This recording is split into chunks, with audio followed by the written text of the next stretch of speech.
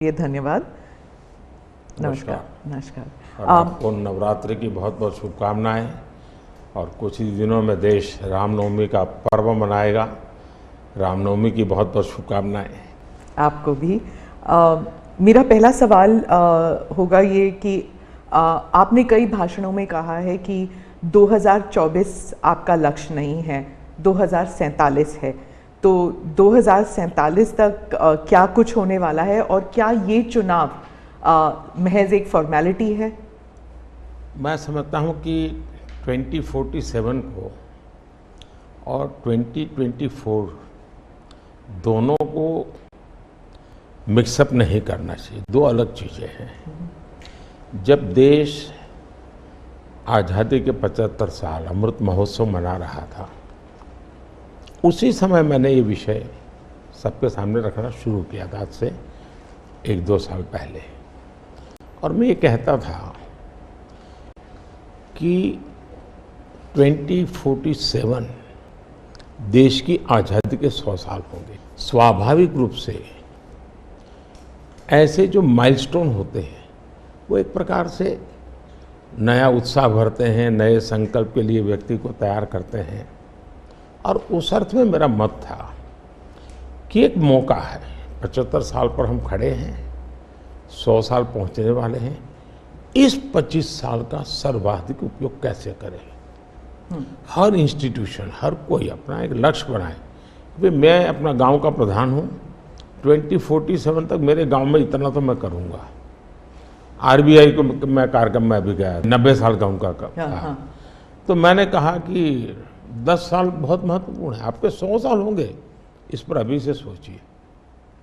तो मेरे मन में 2047 ये भारत की आज़ादी के 100 साल और देश में एक प्रेरणा जगनी चाहिए। और आज़ादी के 100 साल अपने आप एक बहुत इंस्पिरेशन है, किसी व्यक्ति की जरूरत नहीं है। तो एक पार्ट तो वो है। दूसरा है 2024। 2024 ये चुनाव का हमारा जो क्रम है 5 साल का, उसके हिसाब से वो आया हुआ क्रम है। और मैं मानता हूं कि चुनाव ऑल टुगेदर डिफरेंट थिंग है। एक तरफ इस चुनाव में आप देखते हैं, लोकतंत्र में चुनाव को हमने लाइट नहीं लेना चाहिए।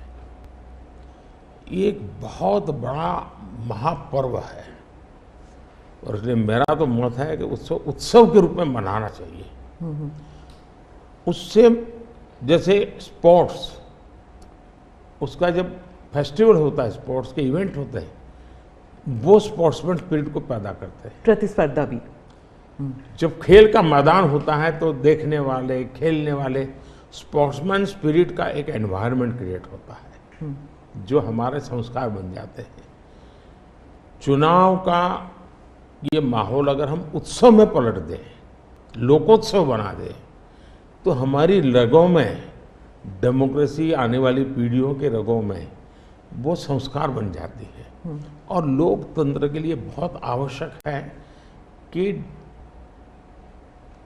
लोकतंत्र ये सिर्फ संविधान की सीमाओं में नहीं बंधना चाहिए, हमारी रगों में होना चाहिए, हमारे संस्कार में होना चाहिए। और उस अर्थ में मैं 2024 को देखता हूँ। ये बात सही है कि हमारा 25 साल का विजन, और उसमें मैंने बहुत काम किया है। और ये आज कर रहा हूँ ऐसा नहीं है। शायद मैं जब गुजरात में था तब भी इन दिशा में सोचता था।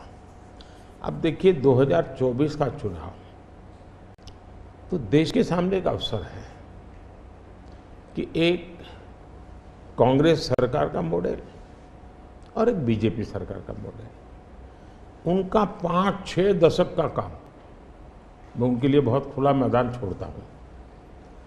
5-6 दशक का काम और मेरा सिर्फ 10 साल का काम। कंपैरिजन कीजिए, किसी भी क्षेत्र में कंपैरिजन कीजिए, अगर कुछ कमियां होगी तो भी हमारी एफर्ट्स में कमी नहीं रही होगी। दूसरा, मुझे 10 साल में 2 साल तो कोविड की लड़ाई में जाना पड़ा और आफ्टर इफेक्ट भी बहुत था। फिर भी आज हम कंपैरेटिवली देश को स्पीड कहो, स्केल कहो, सर्वांगीण विकास की बात करें तो वो कहें, सर्वसमावेशक विकास की बात कहें तो वो देखें। हर पैरामीटर पे आपको कांग्रेस के मॉडल से एक ऐसा मॉडल नजर आ रहा है कि हाँ, इस रास्ते पर हम चलेंगे इतनी गति से, और गति और बढ़ानी है मुझे। अगले टर्म में गति भी बढ़ानी है और स्केल भी बढ़ाना है, तो वो तो मेरा लक्ष्य ही है।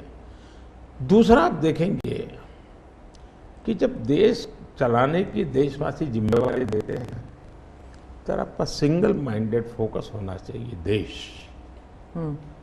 देश के लोग दुर्भाग्य से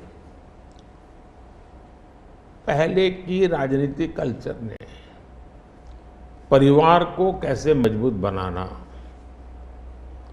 परिवार की जड़ों को कोई उखाड़ न दे, उसी में शक्ति लगाते रहे। जबकि मैं देश मजबूत इसी एक लक्ष्य को लेकर के काम कर रहा हूँ। मेरी सरकार पूरी उस लक्ष्य को लेकर के काम रहेगी। और जब देश मजबूत होता है तो हर कोई उसका बेनिफिशियरी संतोष अनुभव करता है।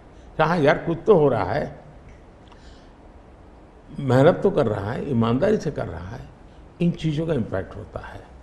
तो 2024 ये चुनाव है और चुनाव का मैदान है, तो हम एक अपने ट्रैक रिकॉर्ड को लेकर के गए हैं और वे अपने ट्रैक रिकॉर्ड को लेकर के आए हैं।